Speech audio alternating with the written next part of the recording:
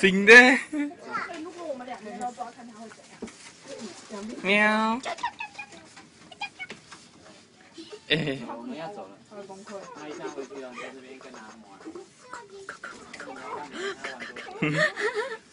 Dạ dạ.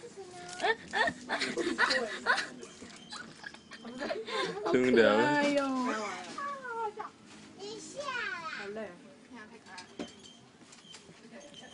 Xinh thế.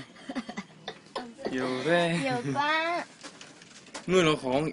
Không, nuôi mèo dễ lắm. Một bạn con.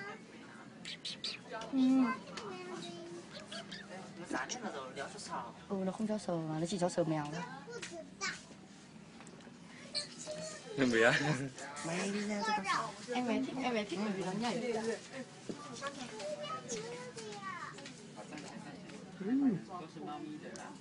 Cháu em nghịch nó tí chị Bích. Hả?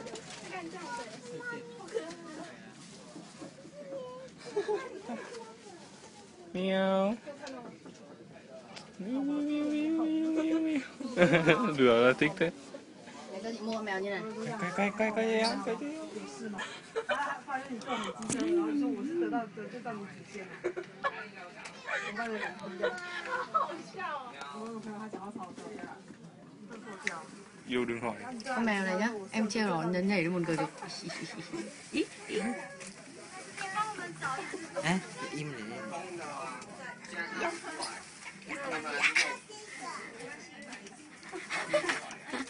Nó cứ nhảy. Ý. Nó mà bóp.